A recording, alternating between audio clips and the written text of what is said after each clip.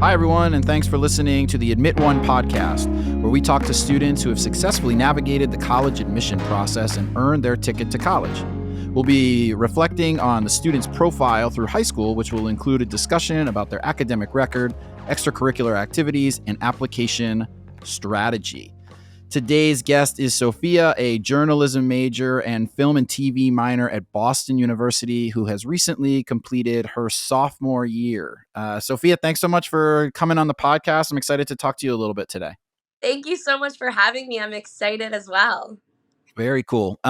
So tell me a little bit about reflecting back, think a little bit about your high school. Tell me a little bit about the school that you went to and maybe some of the things that you were most involved with within your school. Sure. So I went to an all girls Catholic private high school with only 135 students in my entire grade. So it was an insanely tight knit community. We all considered each other as sisters because we had every class together, and it was just such an overwhelmingly loving feeling being there every single day. So I got to be super involved in everything because I had so many friends. I was part of the executive board on our student activities council, which was essentially a student government. We just had a little different name for it, and we organized a ton of events and worked a lot with other students and liaison between the teachers and the students and the faculty and all of that stuff. Aside from that, I also was the president and founder of a creative writing club. I realized around my junior year that that was lacking in our department. We had such a great English department, but there was nowhere for people to creatively write. And I knew that that's such a big passion of mine. And I wanted it to be a legacy that I could leave with the font bun well after I graduated. So I started that my senior year. And it was insanely successful and just such something I'm super proud of doing. And then I was just part of a couple smaller clubs just as members. I was part of a cultural club. I also fought on against breast cancer that raised money for the Breast Cancer Foundation. And yeah, that was really it. Those were the main things I was part of within my own high school. But then I was always super involved outside of school within my community and my parish. Growing up, it was something that I knew I always wanted to do as I was getting older in high school. I wanted to take on leadership roles in my community. And so I was a dance teacher. I did that especially for children with special needs, which was insanely rewarding and fulfilling. And I've done that for all 4 years of high school. I also was a youth ministry member at my church, and I went to those meetings. And yeah, I was just definitely super involved. And I think that's something I've carried with me through college. So you didn't have much going on, not a lot going on. That's great. Well, let's talk a little bit about some of those things that you had hit on. Let's kind of go back to, okay, so you're going to a tight knit community, small community of students. Yes. Do you find it? Is it because you obviously are wearing a lot of different hats and getting involved in a lot of different things? Is that something that comes natural to you? Do you think the environment helped you? What was it about you and your school that allowed you to kind of navigate a lot of different areas?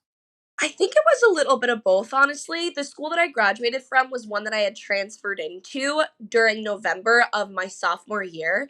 So at that point, a lot of people had already developed friend groups, and I was kind of the outsider coming in the middle of the semester. So I knew that if I wanted to make lasting friendships, I really just had to dive right in and not hold back and just keep an open mind. So that mindset allowed me to try out a lot of different things and quickly figure out what I liked and what I didn't like. And through that experience, I think it's just helped me now in the future have an open mind and realizing that so many people are just wanting to make friends in college, in high school. Everybody just wants to feel like they fit in somewhere. You can't let a mindset hold you back that, oh, that's not something I would normally do, or just stray away from it just because of the way it seems from the outside. I feel like you really just have to jump right in, and you never know what you could get out of any experience. So let's talk a little bit about transferring, because I think that's something that obviously a lot of students go through. And was it an intentional transfer? Did you want to switch schools? What was that process like for you? From a logistics standpoint of, okay, for whatever reason, you can explain what that is, but I want to transfer schools, or I'm going to transfer schools. What's that process like for you? So the school that I went to my freshman year and the first 2 months of my sophomore year was always a school that I had envisioned myself going to high school for. I studied so many hours just to take, there's a big exam you have to take to get into it. And it was kind of the school that I had set my mind on going to from early and middle school and elementary school. When I got there, however, I didn't immediately feel like it was the right community that I was meant to be a part of. And as time went on and I saw all of my friends in their own respective high schools just kind of living their best lives and making friends and being super involved, I noticed that that was lacking in my own life. And that was something that I really wanted to be a part of.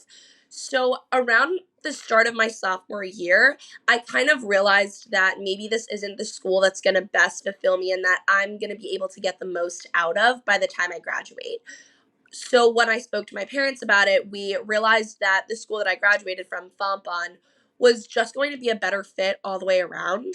And obviously, I did have some hesitations because there's so many feelings of regret. And then, oh my gosh, is this going to happen to me again at my new school? Am I still going to be this outsider and not feel like I'm fitting in anywhere? Is it a me problem? Sure. But from the first day that I got to Fompon, I have genuinely never looked back and never regretted a second of it.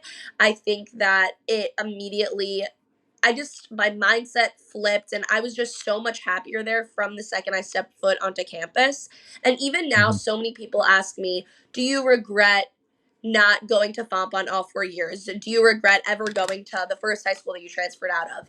And for a while, I kind of was like, maybe, but now looking back, I do not regret even transferring and going to that first school because I think I needed that time of being like by myself and really reflecting on if I'm not happy somewhere, the only person that's going to change that is me. I can't be here miserable all 4 years and just come up with all these excuses. So I think from a young age, I was only 13 and 14 years old when I transferred. I realized that I valued my happiness over maybe a school that's more academically and rigorously challenging. And that Mhm. I realized I could still get just as much, even more out of the school I transferred out of. So, yeah, I hope that Yeah, I answered your love question. that.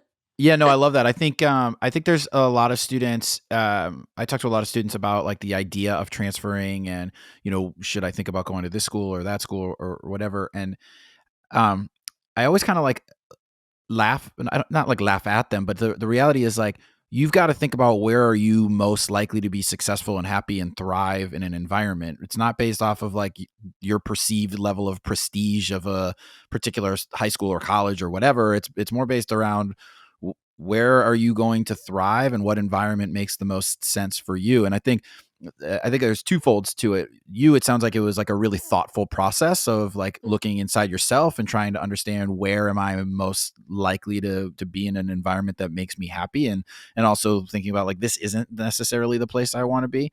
But I also think that sometimes students will they'll get in an argument with their friends or they don't make a team or they don't do well on a test or something like that, and the immediate response is like, oh, I'm going to transfer. Mhm. And the reality is like you've got to think about it for from a longevity standpoint, like what makes sense for me. And so to do that at a young age, I think is really challenging, and it probably also shifts your mindset. And we'll talk a little bit later about like your college selection process, but I would imagine that actually shifts your mindset as you kind of approach the application process too a little bit. So okay, Absolutely. very interesting. So now, talk to me a little bit about you inevitably at the end of your senior year you start this creative writing club, and obviously you're a journalism major now, so writing has been a big part of your life. Was writing like always something that you were really interested in? Like, talk to me a little bit about how you kind of established that interest. I would say writing and filmmaking were things that I knew I really gravitated more from a young age. I was always had a little notebook and I would write short stories even at 8 years old and I would read them in front of my family. And I think around fourth grade, I wrote and produced my own short film with my friends at my house. We all gave them a cast. I had my camera. We filmed and edited everything for a whole hours and hours. And then we did a whole screening of it. So that was always something I knew I really liked from a young age.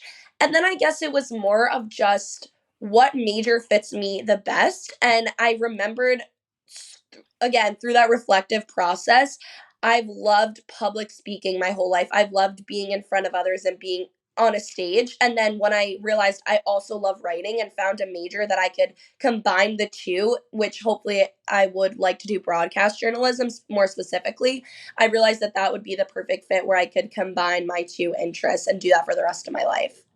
And so your high school, when you're taking like English courses and writing courses, are you taking like kind of a standard curriculum of like, you have ninth grade English, 10th grade English, and then AP, Lit and Lang and that kind of thing? Or like, what is the course options like for you? That was basically what I took. I did English 9, I think that's what Mhm. it was called, and then I did English 10 honors, and then AP English and AP Lit. So it was all pretty standard stuff. I think a lot of the writing that I did was on my own time and outside when I wasn't doing schoolwork, because writing had always been more of an outlet for me that I felt I could creatively express myself. Because I think so many of our assignments at school are so structured and there's so many strict guidelines, and you don't have much room to veer off and kind of create your own path or realize, hey, this is what I like to write about. Let me more spend time on that. You don't have that much opportunity in school because you have to kind of fulfill an assignment. So I think a lot of my love for writing came when I was able to do it on my own time and kind of not have any strict guidelines or anybody judging me or anything like that. Mhm. Yeah, that definitely makes sense. So then as you get into your senior year and you want to start this organization, like talk to me about the process of starting an organization at your school. Like how do you navigate that? How are you talking to administration? How do you get people involved? Like because I hear a lot of times from students like, "Oh, I want to start this group or this club." And I like that, but the reality is like it's got to bring something to this community, and then from a college standpoint, it's not just I started a club, but like this is something that's now an integral part of the school, and like you had mentioned, like left a legacy. So talk to me a little bit about what like starting that was like for you.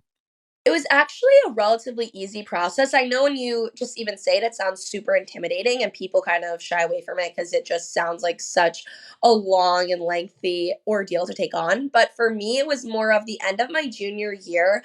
We had to pick our course load for senior year, so maybe around like April, a little earlier than that.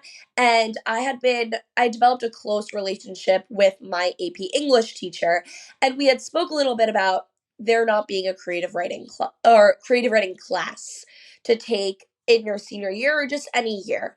And we were thinking and we were like, this is kind of weird. We need to do something about this. So me and another one of my friends actually took a piece of loose leaf after school and we kind of just wrote creative writing course sign up. And we passed it around and got a ton of people to sign their names to just show administration that this was something that a lot of people would want and it's not just catering to a small group of the school. And then a couple weeks went by, and I think we kind of realized that making a class was going to be a lot more work because there was just so much more required than a club. And we were like, hey, why don't, instead of not being able to do anything at all, why don't we still take all of these people that already said they want to be involved and we want to be involved and let's make this our own club? So that's what we did. We had our faculty member, which was the teacher that advised us originally, and we spoke with him a lot about it. I believe there was a Google form or something of that sort where I just had to fill out a ton of stuff, the goals for the club, the objectives, who I was letting in, if it was like an application process, but everything was very straightforward and it was honestly fun. I mean, I would definitely recommend it if you're even hesitating starting a club, just go for it. There's really nothing bad that can come out of it aside from them saying no, which shouldn't be the case in many instances. And that just develops the narrative anyway. If somebody says no, you figure out another way to do it, and you Exactly. move in different directions. Like just like you did. I mean, if you started by thinking, I want to start a class, like yeah, I mean, that to your point is going to be a lot more challenging, and there's going to be Mhm. other elements to it. And but just getting something off the ground, it also initiates what that interest level looks like for different people, and maybe down the road that shifts. Yes. Cool. So talk to me a little bit about from a curriculum standpoint, do you remember what are the classes that you're taking your senior year? Do you have an idea of like, are you taking several APs? Like what does that look like for you? So throughout my entire high school, I took 7 AP classes, 3 in junior year and 4 in my senior year. I believe I took AP Lit, AP Calc, AB, AP Psych, and AP Environmental Science. So those were kind of the more challenging of my course load. And then I did standard physical education, religion. I think I took a health class possibly. And yeah, that was basically it. It wasn't, oh, and a Spanish. I had to take another Spanish Mhm. language class. But that was really it my senior year. Did your school have restrictions on like when you could take APs? No, they were pretty flexible about it. I know the school that I transferred into, you could only take I think one maybe sophomore year, but that wasn't Mhm. available to me because I had transferred in the middle of a semester. So that's why I was only able to take honors classes. But I Yep. think they still fulfilled me just as well as the AP classes did. So then my sophomore year, second semester, when I was finding the courses I wanted to take for junior year, that's when I had a plethora of AP classes available to me. Good use of the word plethora there. I like that. That was excellent. Thank you. Um, so that I do think that that's one thing for people thinking about transferring to that you do want to be aware of is if you're going to transfer, you also want to be aware of like what are the classes that you need to take, what's going to transfer, what's not going to transfer. Especially if you're coming from public school to private school or vice versa, because sometimes the classes don't necessarily line up, and so that can alter the trajectory of the courses that you're able to take as a junior and senior. So if you're thinking about transferring, you definitely want to have an awareness of what classes are going to transfer or not, and what your curriculum is going to look like. And I think like curriculum planning is something that students don't always think about. They think about, okay, what are the classes I'm going to take next year? But really at the end of the day, from an admission perspective, the classes that are most important are what did you end with. Obviously we want to see all of the things, but it basically builds upon each other, so understanding kind of where you were with that. And then so tell me a little bit about from a grade standpoint, are you getting all A's throughout everything? Are you kind of a mixed bag? Do you have classes that you struggle with? What's happening there? I think once I got to Fontbonne, my grades had significantly improved. I was always a relatively good student, I would say, at the top of my class. Freshman year, though, I think a lot of they weren't bad grades, but not as good as they should have been or as good as I know I could have made them, was stemming from my unhappiness and kind of a mindset of what am I even doing here? Like, I focused so much on other stuff that the grades weren't even in the forefront of my mind, I think. And when you're a freshman, you aren't really thinking about college looking at your grades from 4 years ago. So you don't put as much pressure on yourself then. But once I got to Fontbonne and I kind of knew that, oh my gosh, the time is ticking down. I'm going to have to start planning stuff my junior year. That's when I really buckled in. And from there, I got Dean's List every single quarter. I graduated the top 10% of my class. I had a ton of awards out of graduation. And I think I maybe even had over a 4.0 when I graduated. So, yeah. Cool. So I do think that that's like an important thing for younger students to keep in mind too. It feels when you're 14 years old and you're looking forward to going to college, like I, it's hard for me to imagine at 14 you're like really thinking about what's going to happen 4 years from now or have a true grasp on that. Now some people do certainly, but for those of you who may feel like it's a long way away, the reality really is like when you apply to college, they're going to look at your academic record throughout your entire time in high school, but you're applying to a lot of schools by November 1st of your senior year. So you don't even have your grades for senior year. So certainly your junior year is going to be the most important, your sophomore year a little bit less, the courses you're taking senior, but like freshman year plays a role. I mean, even like the UCs, and we'll talk a little bit about the UC system in a little bit, but the UCs calculate GPA based off of your sophomore and junior year. And I think sometimes people think like, oh, that means freshman year doesn't count. But you still have to input all of your grades from your freshman year Yeah. too. So like as a reader, I used to read for UC Berkeley, you see what happened freshman year and you see the trajectory. So they're not necessarily reporting what the GPA that includes freshman year, but like it's context, it's added in there. So it's hard as a young student to keep that in mind. But it definitely plays a role. I think also too a lot of people forget about your overall GPA. All of your freshman year grades count in that. So if you did Mhm. not so well, it will significantly weigh you down in the long run. And I kind of just think a lot of people that slips their mind. And kind of just referring back to the second part of the question you asked me, I think a class that I really struggled with was AP Physics my junior year. I'm not a super sciencey person, so I'm not really sure what motivated me to take physics alone, but AP. I remember the class, there was only 7 people in my entire class, and I was the only junior. All the other 6 girls were seniors. So I was kind of alone. I didn't know anybody going into it, and none of my friends, or anybody in my grade for that matter, were in the class with me. So I did so much outside tutoring and outside help just because it was the one class I could confidently say I still can't get my head around how any of the concepts work. I just think it's like so far out of my realm. But I think too, at the same time, it kind of helped me kind of focus more energy into that. And I got to later, when I was writing my essays, be like, this was the class that I struggled so much on, but these were the steps that I took to keep my grades up, because I ended up doing all A's by the end of Mhm. every quarter. So it definitely gives you something to write about later on. And the opposite of what we talked about too with the students, obviously you want to be aware of what happens long term from with how your freshman year impacts things. But also, if you struggle, you have time to build it up. So like Mhm. you're a great testament of that. Like, okay, maybe freshman year didn't go the way that I wanted it to, but then over the next several years, I build up my academic record, and you land in a great place, and you're in an awesome institution. So if you maybe struggled your freshman year, you still certainly have time to be able to develop those things. And then the other thing I would say, like free advice here, big time. If you are not a big time science person and you don't want to do engineering or anything like that, but let's say you want to showcase that you can take a AP Physics or something. Wait until your senior year to take AP Physics, because that way, when you apply to college, you're demonstrating that you're taking the class. But again, you're applying before November 1st, so they probably don't see your first semester grades. So even if you get a B or whatever, like that's not necessarily part of the evaluation during that early action period. So if you're a big science person, like, yeah, take it earlier. That's totally fine. If you're not, then maybe wait a little bit until your senior year and you still can take it. Sometimes I feel like kids just get in their mind, like, I can do this. I'm going to do it. And I love that. Like, I don't have Yeah. any problem with that. That sounds like you were probably in that mindset. Like, I can handle this. Uh-huh.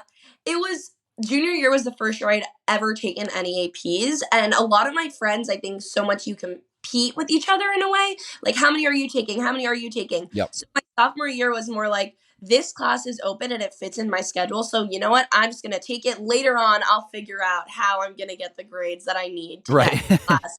But yeah. Do you because going back to your school being like a tight knit community, and you said like there's obviously a little bit of competition. There's always, I think that's like very natural. Do you feel like in that type of environment, like the competition pushed you in a positive way, as opposed to maybe in your previous school, or maybe that competition kind of like deflated you? Do you feel like there was a difference at all in what that like competition side looked like? Yes, I do. I think that Fontbonne, definitely the competition was healthy. It was never anything cutthroat or toxic, because at the end of the day, we were all there to help each other when anyone needed. If you're out sick, everyone was always so willing for the notes, or even like to study outside of class together if you're struggling on a topic. So that was great. But at the same time, it being such a small school, everyone kind of knows each other's business and knows where everyone's applying and where everyone's getting in. So you kind of want to be the most outstanding. I think a lot of times kids don't realize that when you're applying to a college, not only are you compared to all the other applicants, but all the other applicants specifically from your school. So coming from such a small school, everyone does apply to a lot of the same schools, I guess, just Mhm. because, we always talk to each other and it was like, where are you going? Where are you going? So at that point, you really want to make sure that you are going to stand out. But at my other school, it was also competitive, but I guess in a different way, because it was a lot bigger, the grade, and the whole school was bigger as a whole. And I wasn't specifically close with a lot of people in my grade. So it was more of just, I don't know, I didn't feel as like it was pushing me. It was more, I guess, oh my gosh, I'm not doing as good as Yeah. everybody else. I'm not where I should be for this class or for this time in the semester. Yeah. There's sometimes it's just like the fit. Like sometimes as an adult, you have jobs where you're like, I just don't feel like I'm being utilized the way that I want to be utilized. I don't feel Mm. like this is like this environment makes a lot of sense. And it's the same kind of thing for students. And you'll obviously experience that throughout your life in a variety of different ways. You do make a good point about when you're applying to colleges that other students from your high school are applying to. Um, it's just something to like be aware of to some degree. It's not, I don't think that would like I'd manipulate the list of schools that I'm applying to based around what other people are doing. You want to focus obviously on yourself. But when Mhm. you are applying, the primary way that a school is going to evaluate you is comparatively to your high school. Like historically, what have students done? What are you doing?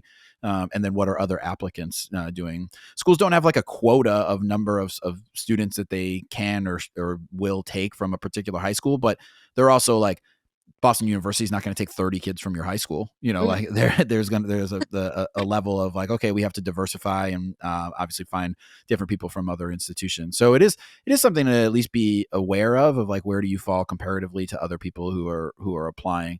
I don't think that I put a ton of stock into like that being the primary focus, but you need to be at least aware of historically where do you fall. And like, most schools have naviance and things to demonstrate Mhm. where you would the likelihood of admission based off of your numbers, but that tells only a fraction of the story. So it's just something to kind of keep in mind. I think you bring up a good point there. So talk to me a little bit about the application process for you as you start like thinking about what your narrative is and what your stories are. Like how do you approach that? Because it's obviously like it feels daunting. It feels like there's a lot happening. What's like the first step for you? For the essays or for just the process as a whole? The process as a whole.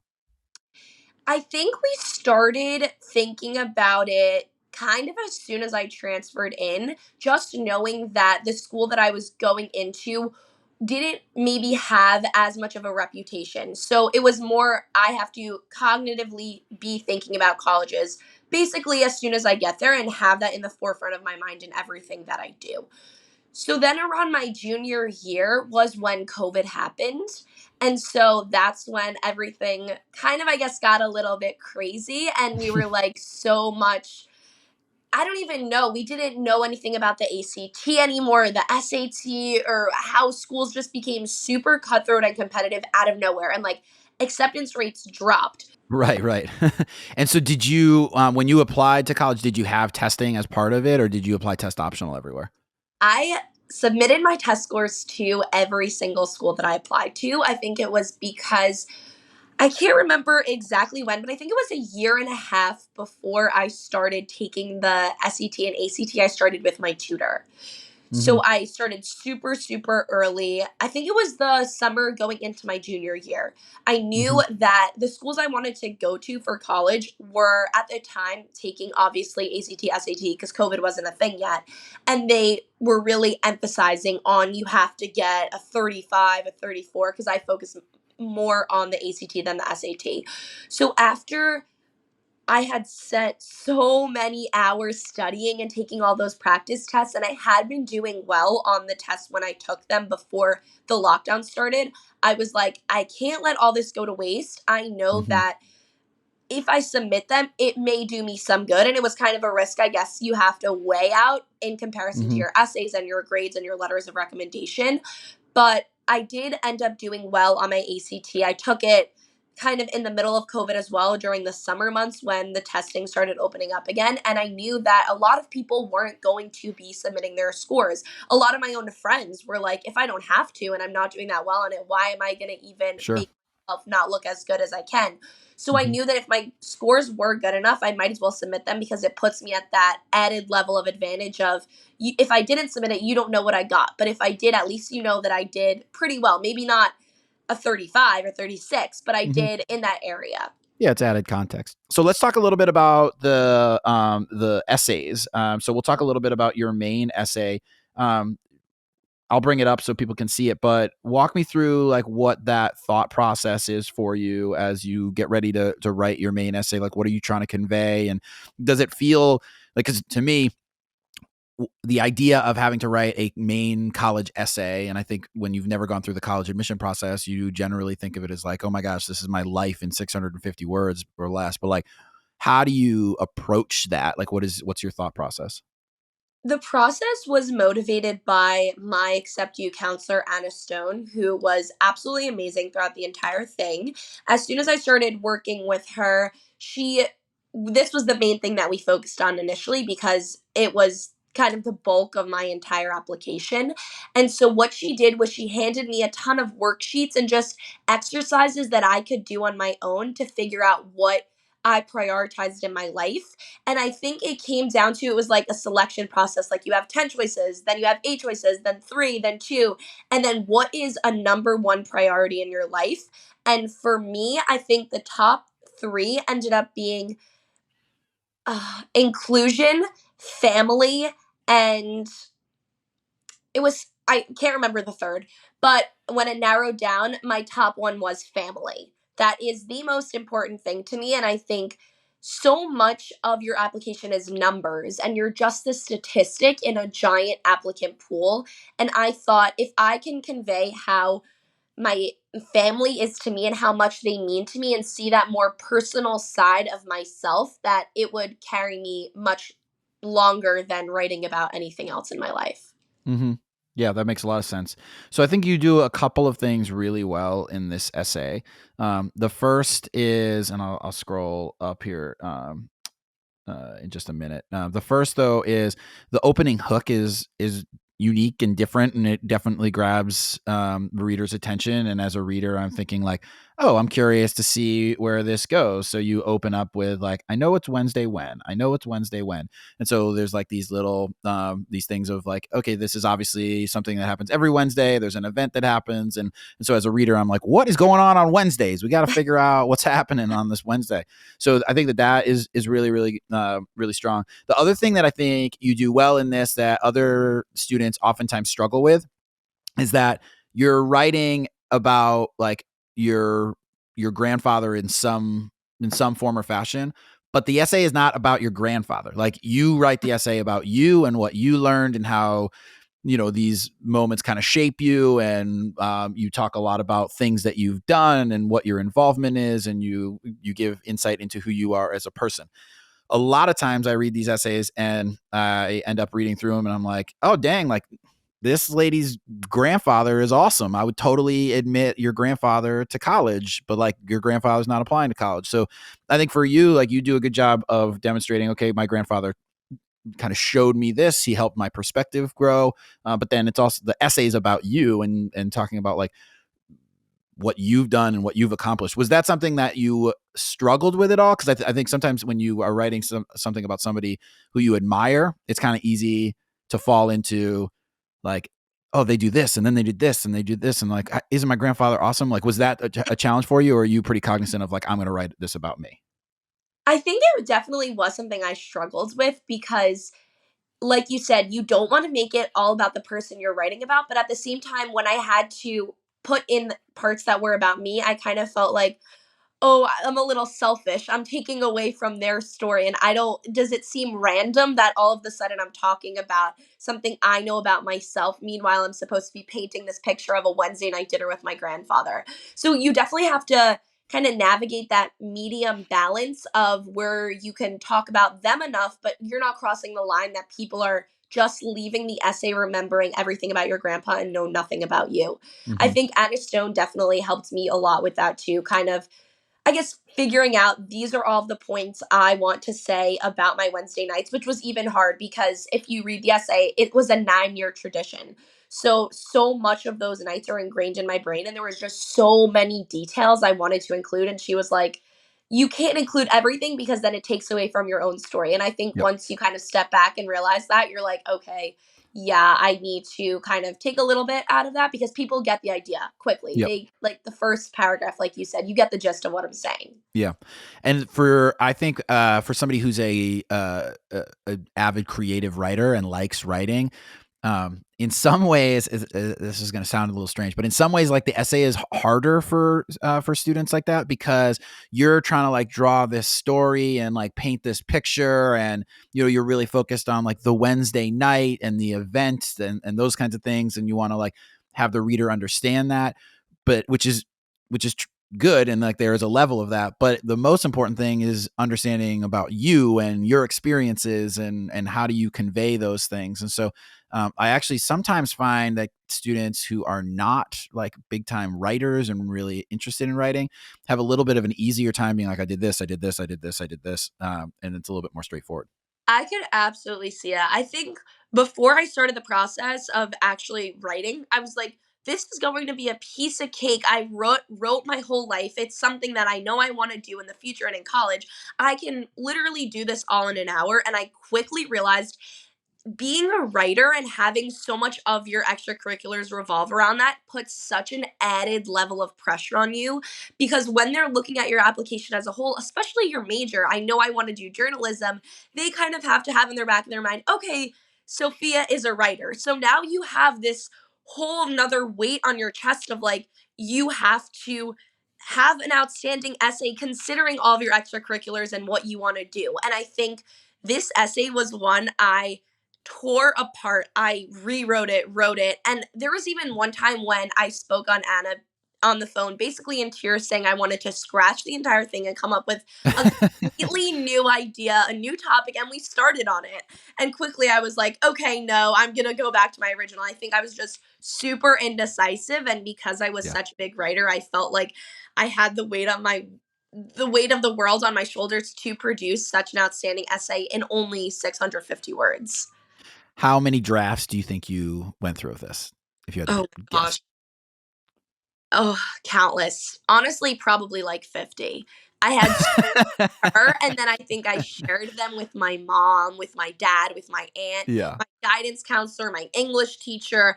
Anybody that would sit down and read it, I made them read it and just kind of give me their perspective, which honestly, looking back, I don't think is a piece of advice I would give any students, because at the end of the day, it's your story, your essay, and no one can tell it as good as you can. And Hmm. sometimes when you just have so many people's opinions, it doesn't help you, it only hurts you. And I think that was it too, because anybody that knew me and read my story, my Common App essay, knew that I wanted to be a journalist and that I had so much writing. And they were like, oh my gosh, like, this is what you're writing about. Or like, I didn't imagine that you would write your Common App essay about this. And I was a senior. I was super Yeah. insecure in the entire process of your writing. And I was like, oh my goodness, it's not good enough. There's so much of that not good enough. And how will this compare to what everybody else is saying? So, I also think I've said this in another podcast, but I think that this is like a very important part of this is like when you're sharing these essays with so many different people, you're also sharing it with people who like you love and you respect, and they love and respect you, and they're going to try to help you. And if you give it to them and they say it's perfect, send it in, they're gonna feel like, oh, I'm not giving them the insight that, or I'm not giving them proper guidance or constructive criticism. Like I'm not helping advance the essay.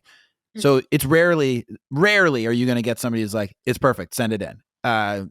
So they're going to try to help. So then they're going to give you this perspective, and you're going to be like, okay, now I have to fix this part. And then you're going to give it to somebody else, and they're going to give you another perspective, and I have to shift this part. And then obviously, like, writing is subjective, and there's an element of like, you've just got to be confident and cool with it, and the chips are going to fall where they may. exactly. I think the selling point of it for me was when I had finished with a substantial draft, I was pretty confident in it. And I went out to dinner on a Wednesday night with my grandpa and I read it to him. And just seeing his reaction, and he immediately burst into Did he tears. cry? Burst into Oh tears. yeah, got him. You got Gramps. That's good. I I think I actually read it to him probably 3 times just to, like, get through the whole thing, because he kept making me stop and pause and go back and start from the beginning. And I think kind of just seeing his reaction, I was like, it is a moving piece, and you just have to feel confident in yourself, and that was it for me. I was like, I'm not changing it. I don't care what anybody says anymore. This is what I'm going with. Yeah.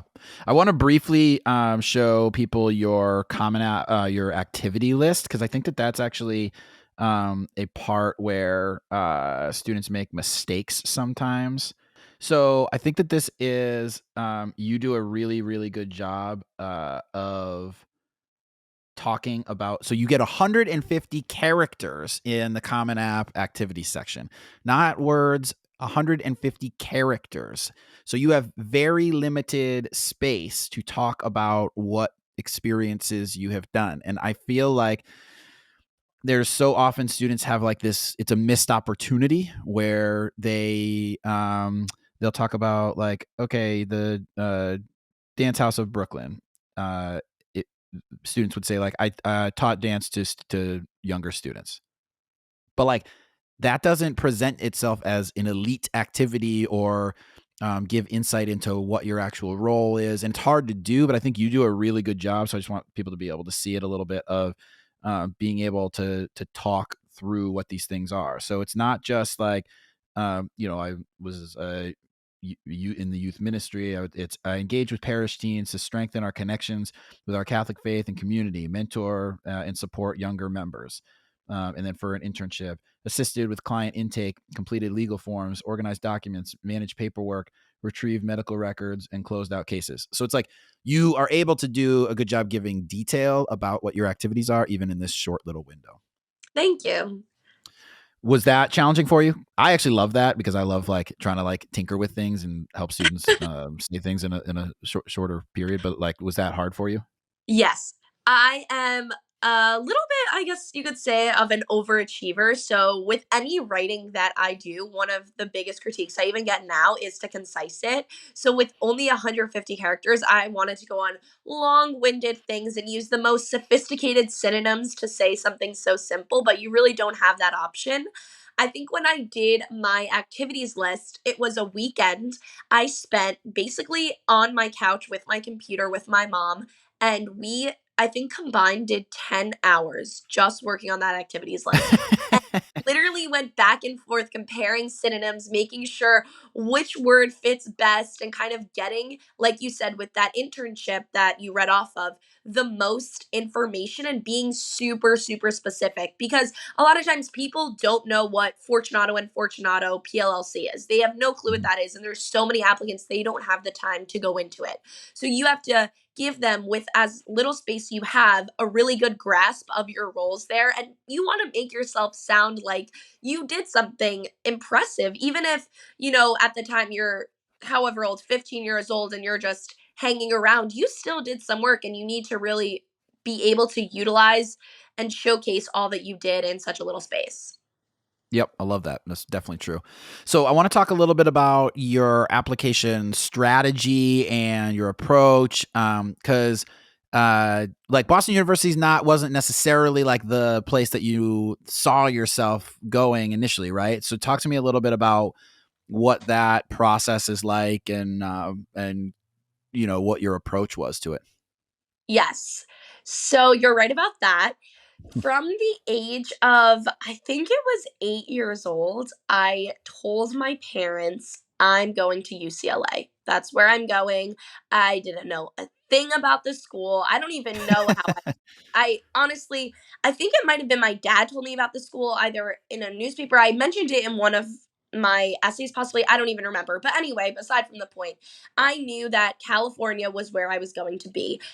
I think I was super creative and I was like, what am I doing in Brooklyn? LA is where I need to be. There's so many more things and better opportunities out there for me. So I don't want to waste any more time on the East Coast. As And if Brooklyn so isn't like a super creative place and like hub of I was creativity. young. Yeah. I was young. I Yeah, didn't really exactly. This that's all you knew. exactly. Brooklyn wasn't that cool back then, too, especially when it's what you're raised and grew up in. So then when I started out with Accept You and we were my first call with them, I had told them that was the school I was set out to be. They set me up with Anna Stone because she worked in a West Coast environment. She worked, I think, for Stanford maybe or one of the UCs Mhm. and read their application. So it just made the most natural sense to work with her.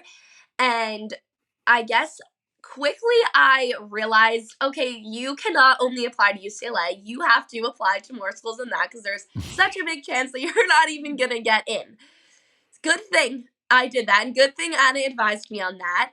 We let me apply to a ton of West Coast schools, but also we did schools like Tulane in New Orleans, and I did some in Florida, U Miami, and then I did a ton on the East Coast.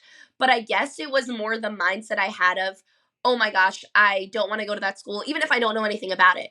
And I think so much of it for me specifically, which I feel like a lot of students can relate to, was my parents were very involved in the process. And I love that they supported me. But at times, I think it was my own teenage rebellion. If my dad would be like, come on, like, let's sit on the computer, let's look at this school, I would be like, no, I'm not going there, just because he had was like shoving it down my throat a little. I was like, I'm not even applying there just because you're saying it to me. And at one point, I kind of just had to be like, I don't care what schools anybody's shoving down my throat. It's really between you and your Accept You counselor, because to a certain degree, they know you and where you're going to get into the best. And it was a lot of just going through, I like a campus. I like to be in this kind of environment. There was a lot of things that didn't matter to me, like weather and cities. But at the end of the day, I went to BU, which the weather is pretty cold. There is not a traditional campus, so super, super far from UCLA. Mhm. But I definitely couldn't be happier now where I am. So it all worked out in the end. It does. It always does. So talk to me a little bit about, because I think that the end result is obviously you're in a place that you're super happy and you've had great experiences, and you wouldn't want to be in another place, which is great. But talk to me when you're 18 years old and you don't, or you get waitlisted at UCLA, and for whatever reason this has been the place you want to go. Like, if it feels like the world is ending, right? Like, this place was meant for me and I'm supposed to go. So for people who maybe are going to go through the admission process, like, they're going to get waitlisted. You're Yes. probably not going to get into like a couple of your top choices. That Yeah. happens to virtually everyone. So like, what pieces of advice would you give, kind of reflecting back on that? So what happened is, because a lot of it was COVID and everything like that, we had anticipated, I applied to 21 schools. We Woo! anticipated a lot. We anticipated, my family and Anna Stone, that I would get into a lot more than I did. And the reality was I just didn't, for Mhm. whatever reason. And either I didn't get in or I got waitlisted to so many.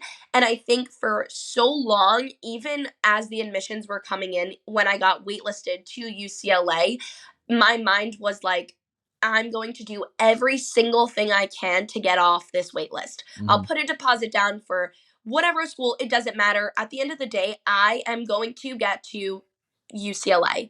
Mhm. So I think that mindset kind of wasn't the best for obvious reasons, and it was super negative because it didn't make me see the beauty in BU from when I put my deposit down. But I think the best piece of advice I could give is have an open mind and everything will work out the way it's supposed to be. I'm a type A kind of control person, perfectionist, so that is the worst advice anybody was giving to me at the time. I was like, "You don't know that. What are you saying?" Like, that you're so far from the truth. Yeah. But at the end of the day, now reflecting, that is 100% the way it was supposed to be. I remember I unfortunately got COVID during March of my senior year when all of the admission results were going out. So I was in my room opening them all up and I couldn't leave Oh, that's like a the room. bad movie. It was awful because I was sitting there by myself for that was when it was really bad and I unfortunately did get sick. So I was for 2 weeks. I was cooped up in my room just with my own thoughts. And there's so much of like negative things you can think about yourself. Like or when you're hearing your friends get into, like, why did they get in and I didn't, what made them more selective or what made them stand out. And then so much of it is I'm not good enough, I was never good enough to get in here, and you have so many like deteriorating thoughts and negative self-talk, and you kind of can't think that way because it will haunt you for a long time, and it haunted me the entire summer going into freshman year. Yeah.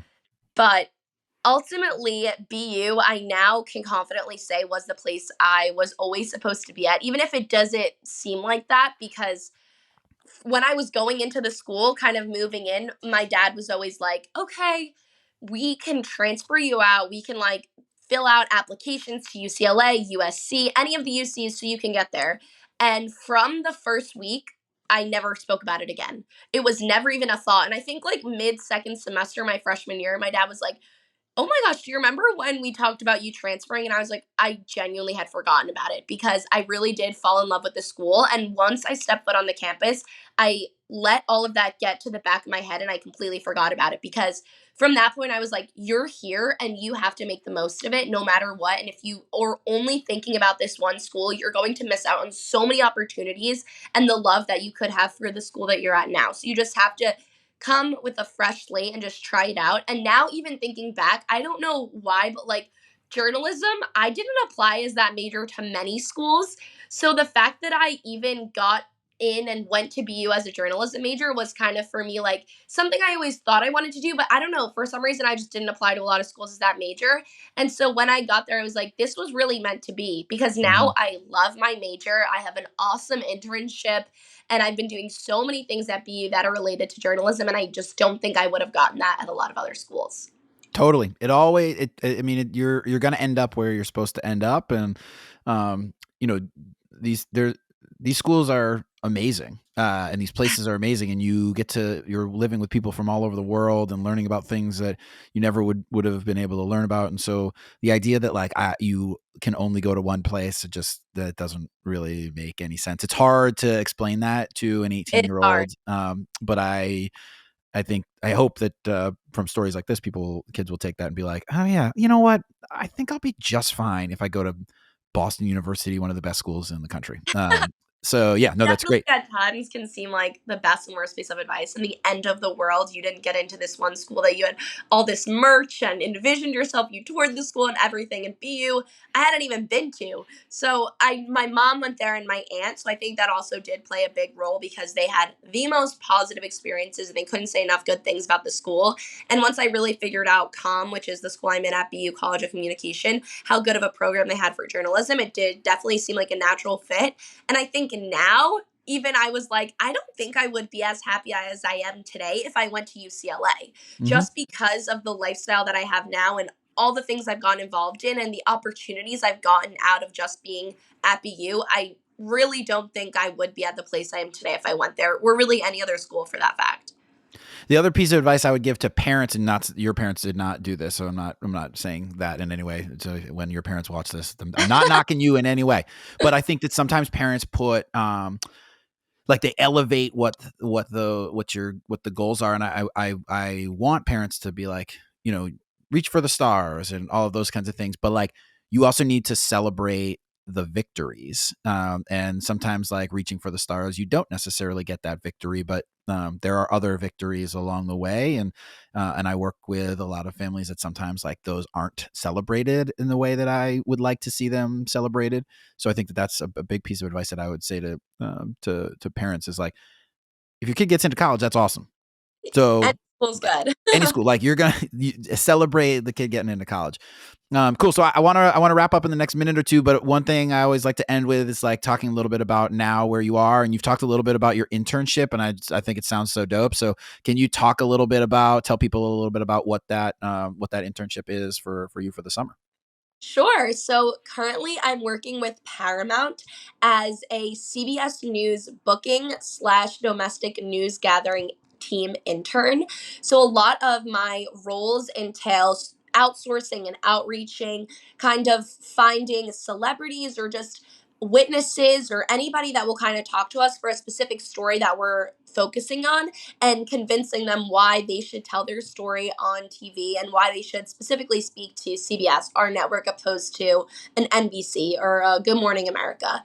So far, it's only been a week. This is my fifth birthday for them, but it has truly been such an amazing opportunity, and I really can't wait for the rest of my summer.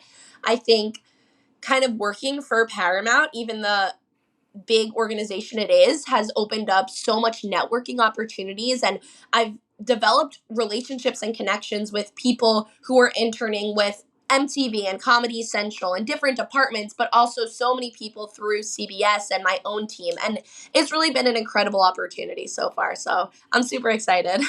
That's awesome. Well, it sounds amazing, and I'm super excited to hear a little bit more about like how things progress, and look forward to seeing and reading about you as you move forward in your career. And thanks so much, Sophia, for taking the time. I very much appreciate it, and make sure that everybody likes and follows and subscribes, and we'll look forward to having another student next week. So thanks again, Sophia. Thank you for having me on, and good luck, everyone.